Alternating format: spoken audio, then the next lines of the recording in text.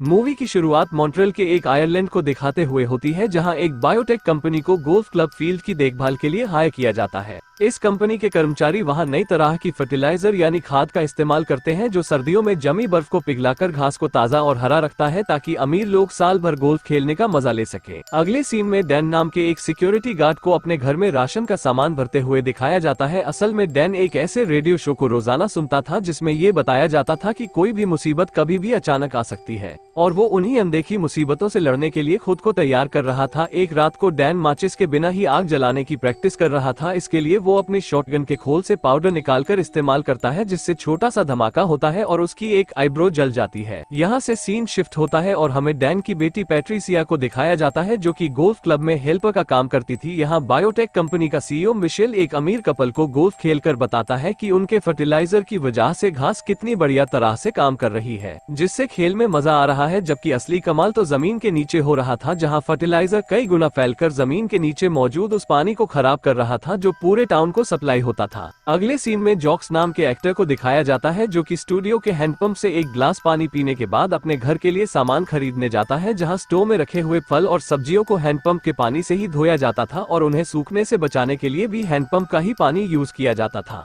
अचानक जॉक्स को चक्कर आने लगते हैं और थोड़ी देर के लिए वो उसे इग्नोर कर देता है। घर पहुंचने पर वो देखता है कि उसके दांत ग्रीन कलर में बदलते जा रहे थे और उसके पेट में अजीब सी आवाज आ रही थी। जब वो अपनी वाइफ को ढूंढते हुए बाथरूम में जाता है, तब तक वो पूरी तरह से ज़ॉम्बी बन चुका होता है। वो अपनी वाइफ को काटकर उसका मांस खाने लगता है और उसके ऐसा करते ही वो भी ज़ॉम्बी बन जाती है। इसके बाद जॉक्स बाथटब में घुस जाता है और दोनों की ग्रीन आंखें धुंधली होने लगती है। उधर गोल्फ क्लब में मिशेल और वो कपल मेन बिल्डिंग की तरफ जाते हैं और ये देखकर हैरान होते हैं कि वहाँ कोई भी नहीं था। अचानक एक आदमी भागता हुआ आता है और चिल्लाते हुए कहता है कि लोग बीमार हो रहे हैं, इसलिए उन्हें भी वहाँ से भाग जाना चाहिए। तभी वहाँ ढेर सारे एम्प्लॉइज उसका पीछा करते दिखाई देते हैं। वो सब के सब ज़ॉम्बी बन चुके थे। उसी वक्त एक डॉग भी दिखाई देता है, जिसे देखकर वो लेडी उसे अपने पास बुलाती है, लेकिन वो गुस्से से उसके ऊपर जंप करता है और उसकी गर्दन में काट लेता है। ये देखकर उसका हस्बैंड और मिशेल डॉग को दूर फेंक देते हैं। तभी उन्हें दूसरे ज़ॉम्बी वहाँ से भागते हुए दिखाई देते हैं। तब वो लेडी भी ज़ॉम्बी में बदलने लगती है और दोनों आदमी जल्दी से बिल्डिंग के अंदर घुसकर दरवाजा बंद कर लेते हैं, लेकिन डॉग भी चुपके से बिल्डिंग के अंदर घुस जाता है और उस लेडी के हस्बैंड के पैर में काट लेता है। इसलिए वो लोग उसे अलग कमरे में बंद कर देते हैं। तब तक सारे ज़ॉम्बी दरवाजे पर इकट्ठे हो जाते हैं और जोर जोर से दरवाजा नॉक करने लगते हैं। इतने में हस्बैंड भी ज़ॉम्बी बन जाता है और मिशेल का पीछा करने लगता है, जो हाथ में चाकू लिए किचन में छुप जाता है। अगले सीन में डैन को दिखाया जाता है, जिसे एक बूढ़ी लेडी फोन करके कहती है कि उसके पड़ोसी शोर शराबा कर रहे हैं और आपस में लड़ रहे हैं। डैन जब वहाँ पहुंचकर बेल बजाता है तो उसके पड़ोसी बाहर निकल कर आते हैं, जो कि ज़ॉम्बी बन चुके थे। तभी वो बूढ़ी लेडी भी ज़ॉम्बी बन जाती है और डैन का पीछा करने लगती है। डैन जल्दी से कार के अंदर छुप जाता है और मदद के लिए फोन करता है, लेकिन कोई भी वहाँ नहीं आता। सड़कों पर भागते ज़ॉम्बी को देखकर डैन को अपनी बेटी पैट्रिसिया की फिक्र होने लगती है और वो उसे फोन लगाता है, लेकिन पैट्रिसिया भी ज़ॉम्बी से बचकर भाग रही होती है, इसलिए वो फोन नहीं उठा पाती, जिससे डैन को उसकी ज्यादा फिक्र होने लगती है। इसलिए डैन कंपनी की कार को छोड़कर अपनी कार निकाल लेता है और एक हथियार लेकर अपनी बेटी को ढूंढने चला जाता है। अगले सीन में हम आंद्रे नाम के लड़के को अपनी छोटी सिस्टर एनी के लिए दूध बनाते हुए देखते हैं, जिसके लिए वो हैंडपंप के पानी का यूज करने ही वाला होता है। तभी उसकी मॉम उसे बोतल वाले पानी का यूज करने के लिए कहती है। आंद्रे खुद कभी हैंडपंप का पानी नहीं पीता था। उसे जब भी प्यास लगती थी वो सोडा या किसी और तरह की ड्रिंक पी लिया करता था। अब आंद्रे की मॉम को भी चक्कर आने लगते हैं, जिस पर आंद्रे सोचता है कि ज्यादा एक्सरसाइज करने की वजह से उन्हें चक्कर आ रहे होंगे। थोड़ी ही देर में उसकी मॉम ज़ॉम्बी बन जाती है और आंद्रे पर अटैक करने के लिए उसके पीछे भागने लगती है। आंद्रे डरकर बाहर निकल जाता है और भागते भागते लड़खड़ा कर गिर जाता है, लेकिन जैसे ही वो आंद्रे पर अटैक करने वाली होती है, डैन उसे अपनी कार से ठोक देता है, जिससे वो घायल हो जाती है। आंद्रे अपनी मॉम की ऐसी हालत देखकर उसे बचाने जाता है, लेकिन डैन उसे रोक देता है और कहता है कि ये वक्त इमोशनल होने का नहीं बल्कि अपनी जान बचाने का है। वो उसे अपने घर में छुप जाने का कहकर वहाँ से चला जाता है। तभी वहाँ और भी ज़ॉम्बी आने लगते हैं। ऐसे में आंद्रे अपनी मॉम को वहाँ नहीं छोड़ सकता था, इसलिए वो उसे पैर से घसीटते हुए घर के अंदर ले आता है और घर के सारे दरवाजे बंद करने के बाद वो मदद के लिए पुलिस को फोन लगाता है, जहाँ उसे एक रिकॉर्डिंग मैसेज मिलता है कि पूरा आयरलैंड क्वारंटीन है। अगले सीन में उस ब्रिज को दिखाया जाता है जो आयरलैंड को मेन सिटी से जोड़ता था। यहाँ कुछ पुलिस वाले खड़े थे जिन्होंने ब्रिज के दरवाजे बंद कर दिए थे, ताकि कोई भी बाहर का आदमी अंदर न आ सके और अंदर का आदमी बाहर न जा सके। अब सीन शिफ्ट होता है और आंद्रे की मॉम उसकी छोटी सिस्टर एनी पर अटैक करने जाती है, लेकिन आंद्रे उसे घसीटकर बाथरूम में बंद कर देता है, जहां उसकी नजर शावर से टपकते हुए पानी पर पड़ती है और वो टब में घुस जाती है। उधर एनी लगातार रोती रहती है, जिसकी आवाज सुनकर बहुत सारे ज़ॉम्बी भी दरवाजे के बाहर इकट्ठा हो जाते हैं। आंद्रे एनी को तकिया, कंबल और एक प्लास्टिक से कवर कर देता है, जिससे उसकी आवाज बाहर सुनाई न दे। थोड़ी देर में सारे ज़ॉम्बी वापस चले जाते हैं। कुछ देर बाद आंद्रे की कैट दरवाजे से वापस घर के अंदर लौट आती है और वहीं से एक ज़ॉम्बी घर के अंदर घुस जाता है और वो आंद्रे को पकड़ने ही वाला होता है। तभी आंद्रे वहां से निकल जाता है और ज़ॉम्बी भी हिलना बंद कर देता है। लेकिन जैसे ही आंद्रे गोल्फ स्टिक लेकर वापस आता है तो ज़ॉम्बी छुप जाता है। अगले सीन में पैट्रिसिया को दिखाया जाता है, जो ज़ॉम्बी से बचने के लिए एक गैराज में छुप जाती है और हेल्प के लिए अपने डैड डैन को फोन लगाती है। डैन तुरंत वहां पहुंच जाता है और देखता है कि गैराज के बाहर ढेर सारे ज़ॉम्बी मौजूद है। वो अपना चाकू निकाल लेता है और उससे कुछ ज़ॉम्बी को मार डालता है और कुछ को जमीन पर गिरा देता है। इसके बाद वो अंदर जाता है। उसी वक्त ब्रिज पर मौजूद पुलिस वाले वहां से हट जाते हैं, क्योंकि मिलिट्री वाले ज़ॉम्बी से रिलेटेड एरिया को बॉम्ब से उड़ाने लगते हैं, जिससे पूरे एरिया का पावर कट हो जाता है। अगली सुबह एनी की आया काम पर आने के लिए ब्रिज के पास पहुंचती है तो वो देखती है कि वो ब्रिज टूट चुका है। इसी बीच आंद्रे अपने घर की खिड़की से ज़ॉम्बी का वीडियो बनाने लगता है और उसी वक्त इंटरनेट पर प्रेस कॉन्फ्रेंस दिखाई जाती है, जहां रक्षा मंत्री लोगों को बताता है कि हम लोगों ने आयरलैंड की सुरक्षा के खातिर ब्रिज को डिस्ट्रॉय कर दिया है और अब स्थिति काबू में है। तभी आंद्रे के फोन की बैटरी डाउन हो जाती है। इसके बाद वो अपनी मॉम को चेक करने के लिए अंदर जाता है और देखता है कि उसकी माँ ग्रीन कलर के चिपचिपे मटेरियल से ढक गई है। अचानक उसकी मॉम एनी पर अटैक करने लगती है।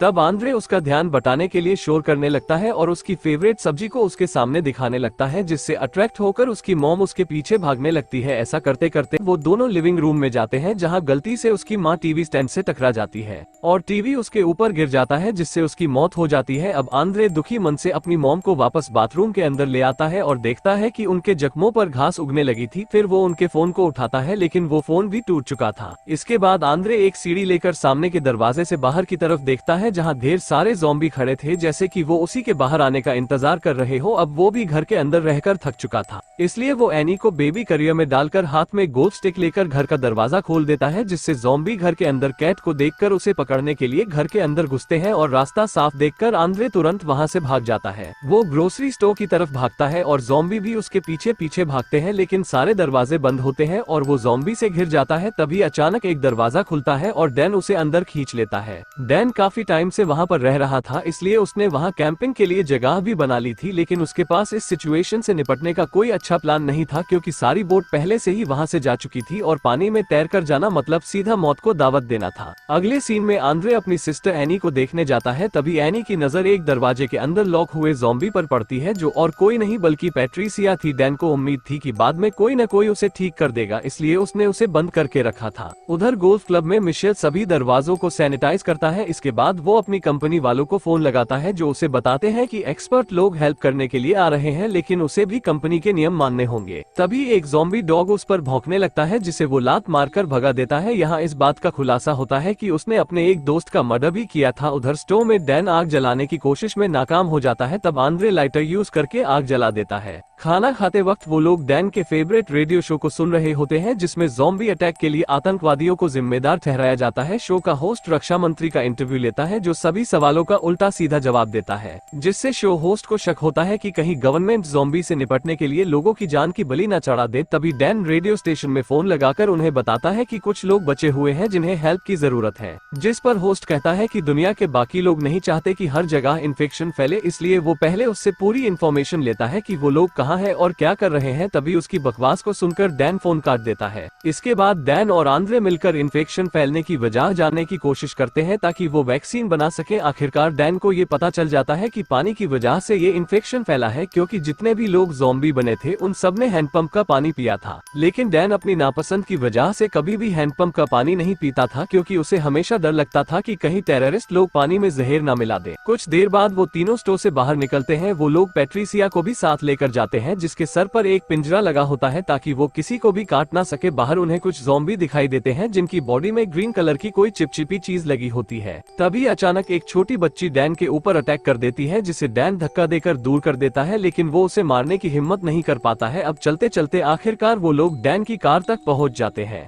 और इससे पहले कि ज़ॉम्बी उन पर अटैक करते वो कार में बैठकर वहां से निकल जाते हैं। इस बीच बायोटेक कंपनी दो ट्विंस यानी जुड़वा बहनों को हथियार के साथ गोल्फ क्लब भेजती है, जो अपने रास्ते में आने वाले हर एक ज़ॉम्बी को लगातार मार रही थी। उधर क्लब के अंदर मिशेल इस डील से जुड़े सारे पेपर और डॉक्यूमेंट को जला रहा होता है ताकि इस बात का कोई सबूत न रहे कि उनके फर्टिलाइजर की वजह से ज़ॉम्बी का इन्फेक्शन शुरू हुआ था। आखिर में वो फर्टिलाइजर का थोड़ा सा सैंपल बचाकर रख लेता है। तभी दोनों ट्विंस उसके पास पहुंच जाती है। मिशेल उनमें से एक का सूटकेस ले लेता है जिसमें काफी सारे स्पेयर यानी गोले थे। उन गोलों के अंदर इन्फेक्शन का इलाज मौजूद था जो सिर्फ 24 घंटों के अंदर इन्फेक्शन को खत्म कर सकता था। लेकिन जैसे ही वो एक गोले को उठाता है, दोनों ट्विंस उसे पकड़ लेती है और जबरदस्ती उसके मुंह में सैंपल डाल देती है। इसके बाद उसे बेहोश करके उसकी बॉडी को घसीट कर ले जाती है। तब एक गोला मिशेल के हाथ से छूटकर जमीन पर ही गिर जाता है। अगले सीन में हम तीनों सर्वाइवर्स को कार से वाटर प्लांट की तरफ आते हुए देखते हैं। वो लोग एनी को कार में छोड़ देते हैं ताकि उसके रोने की आवाज से दूसरे ज़ॉम्बी वहां ना आ जाएं। लेकिन पैट्रिसिया को बच्चे के साथ छोड़ना ठीक नहीं था, इसलिए वो उसे अपने साथ ले जाते हैं। वो लोग बिल्डिंग के अंदर एंटर करते हैं जहां पानी की टंकी में एक ज़ॉम्बी घुसा हुआ था जिसकी बॉडी पर घास उगी हुई थी। पैट्रिसिया को पता चल जाता है और वो भागती हुई उसकी तरफ जाती है, इसलिए डैन को भी उसके पीछे भागना पड़ता है। वो पूल पर पहुंचते ही उसमें छलांग लगा देती है। उसे बचाने के लिए डैन भी छलांग लगा देता है। इतने में वो ज़ॉम्बी ऊपर आता है और डैन पर अटैक करने लगता है। डैन पैट्रिसिया को पकड़कर ज़ॉम्बी के सामने करता है जिससे वो पीछे हट जाता है। अब आंद्रे पास आकर देखता है तो उसे रियलाइज होता है कि ज़ॉम्बी एक दूसरे पर अटैक नहीं करते हैं। पर तभी ज़ॉम्बी उसकी आवाज सुन लेता है और उसका पीछा करने लगता है। तब आंद्रे बाहर की तरफ भागने लगता है, लेकिन वहाँ और भी ज़ॉम्बी उसका पीछा करने लगते हैं। इधर डैन पैट्रिसिया को पानी से निकालने की कोशिश करता है जिसमें उसका हाथ अलग हो जाता है। उधर आंद्रे भागते भागते किसी तरह कार के अंदर पहुंच जाता है और तभी डैन भी बाहर आता है। वो पैट्रिसिया को एक ढाल की तरह इस्तेमाल करता है ताकि ज़ॉम्बी उनसे दूर रहे। कार में बैठने के बाद डैन को कुछ आवाज सुनाई देती है। तब पता चलता है कि पैट्रिसिया का फोन अब भी उसी के पास था। वो उसके टूटे हुए हाथ का इस्तेमाल करके फोन को अनलॉक करता है और तभी उसे रियलाइज होता है कि पैट्रिसिया के जख्मों पर घास उगाई थी। सर्दी के मौसम में घास को देखकर उसे हैरानी होती है, लेकिन तभी उसे याद आता है कि गोल्फ क्लब में एक एक्सपेरिमेंट किया गया था और ये शायद उसी का नतीजा है, न कि आतंकवादियों का। उधर गोल्फ क्लब में दोनों ट्विंस सभी गोलों को गोल्फ क्लब के घास पर तोड़ने लगती है ताकि कोई प्रूफ बाकी न रहे। तभी डैन की कार वहां पहुंच जाती है और वो लोग उस अजीब से धुएं को नोटिस कर लेते हैं। आंद्रे फोन निकालकर सब कुछ रिकॉर्ड करने लगता है। इसके बाद वो लोग फ्रंट डोर की तरफ जाते हैं, लेकिन वो लॉक होता है। तब डैन अंदर जाने के लिए दूसरा रास्ता ढूंढता है। वो छत पर चढ़कर अंदर घुस जाता है और दरवाजा खोल देता है ताकि बाकी लोग भी अंदर आ जाए। इसके बाद वो पैट्रिसिया को एक स्टोरेज रूम में बंद कर देता है और आंद्रे चेयर्स की हेल्प से एनी के लिए सोने का इंतजाम करता है। उसके बाद डैन और आंद्रे पूरी बिल्डिंग की छानबीन करते हैं। तभी उन्हें वो डॉग दिख जाता है जो अभी तक जिंदा था। उस डॉग की पूरी बॉडी में घास उगाई थी और तभी डैन को चक्कर आने लगते हैं। उधर एनी भी जोर जोर से रोने लगती है। तब आंद्रे उसे चुप कराने के लिए भागकर उसके पास जाता है और देखता है कि वो अपने बिस्तर से गायब है।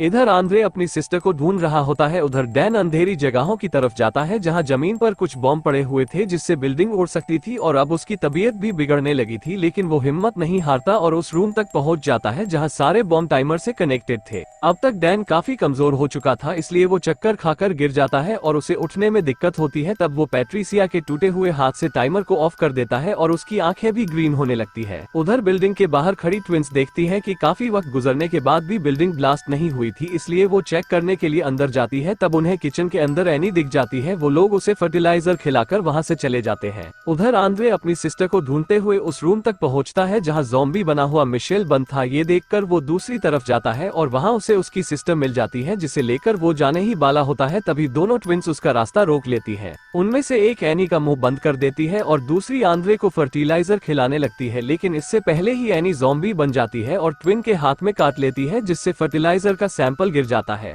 तभी डैन दूसरी ट्विन पर अटैक कर देता है और वो उसे काट लेता है। अब आंद्रे जैसे ही पीछे हटता है तो उसका पैर वहां गिरे हुए इलाज वाले गोले पर पड़ जाता है जिससे गोला टूट जाता है और चारों तरफ धुआं फैलने लगता है, जिससे एनी और आंद्रे धीरे धीरे ठीक होने लगते हैं। अब डैन आंद्रे का पीछा करने लगता है और दोनों भागते भागते किचन में पहुंच जाते हैं। पर जैसे ही डैन आंद्रे को काटने वाला होता है तभी अचानक उसे एनी की मौजूदगी का एहसास होता है और वो उसे छोड़ देता है। उसी वक्त दोनों ट्विंस अपनी अपनी गन निकालकर एक दूसरे को मार डालती है क्योंकि वो नहीं चाहती थी कि वो दोनों ज़ॉम्बी बने। अगले सीन में आंद्रे डैन के जैकेट से उसके पुराने फोन को निकालकर पैट्रिसिया के फोन पर कॉल लगाता है और रिंग की आवाज से वो फोन को ढूंढ लेता है और वीडियो बनाने लगता है जिसमें वो अब तक की हुई सारी घटनाओं के बारे में बताता है। फिर हेल्प की रिक्वेस्ट करते हुए उस वीडियो को इंटरनेट पर डाल देता है। इसके बाद वो डैन को उसकी बेटी के रूम में पहुंचा देता है। इधर जैसे ही आंद्रे का वीडियो न्यूज चैनल तक पहुंचता है, गवर्नमेंट वहां की सफाई के लिए सेना भेज देती है। सोल्जर्स रास्ते में आने वाले हर ज़ॉम्बी को फायर गन से मारते जाते हैं। तब तब आंद्रे भी बिल्डिंग से बाहर निकलता है और हाथ उठाकर हेल्प मांगता है। वो अपने साथ पैट्रिसिया का टूटा हुआ हाथ भी लाया था जिससे वैक्सीन बनाने में मदद मिल सके। तभी एक और सर्वाइवर सोल्जर्स के पास पहुंचता है जिसे वो लोग गोली मार देते हैं। ये देखकर आंद्रे समझ जाता है कि सोल्जर वहां सर्वाइवर्स को बचाने नहीं बल्कि सबको मारकर एरिया क्लीन करने आए थे और अब तक एनी भी ठीक हो चुकी थी, इसलिए आंद्रे वहां से भागकर छुप जाता है। उधर गोल्फ क्लब के अंदर डैन भी ठीक हो चुका था, लेकिन तभी सोल्जर्स बिल्डिंग के अंदर घुसकर उसे और पैट्रिसिया दोनों को जलाकर मार देते हैं। अगले सीन में रक्षा मंत्री को टीवी पर भाषण देते दिखाया जाता है जो कि जनता को बताता है कि हालात को काबू में कर लिया गया है और इन्फेक्शन को जड़ से मिटा दिया गया है, इसलिए अब किसी को डरने की जरूरत नहीं है। तभी वो एक मग से कॉफी पीता है जिस पर बायोटेक कंपनी का लोगो बना हुआ था, जिससे ये साबित होता था कि वो भी इस मामले में इन्वॉल्व था। उधर आंद्रे जान बचाने के लिए यहाँ वहाँ भटक रहा होता है और रास्ते में उसे कई सर्वाइवर्स की डेड बॉडी पड़ी मिलती है जिन्हें सोल्जर्स ने मार डाला था। अचानक उसकी नजर नदी में एक बोट पर पड़ती है जिसे एनी की आया लेकर आई थी। उसमें कई वॉलंटियर भी थे जो कि आंद्रे और एनी को बचा लेते हैं। जैसे ही वो लोग आइलैंड से निकलते हैं तब आंद्रे को रियलाइज होता है कि पैट्रिसिया का बाजू अब किसी काम का नहीं है, इसलिए वो उसे पानी में फेंक देता है जहां एक मछली उसे खा लेती है और वो भी ज़ॉम्बी बन जाती है। और इसी के साथ ये मूवी यहीं पर खत्म हो जाती है।